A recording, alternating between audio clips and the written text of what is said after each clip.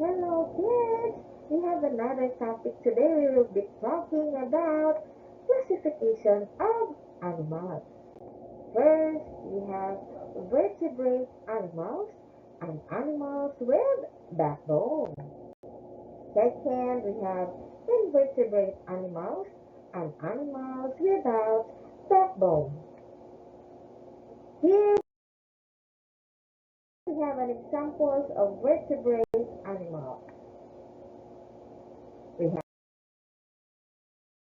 dog, cat, horse, pig, peacock, and we have another eagle, penguins, bat, dolphin, frog. These are some examples of vertebrate animals. Then we have an examples of invertebrate animals: spider, butterfly, crab, octopus, grasshopper. Then we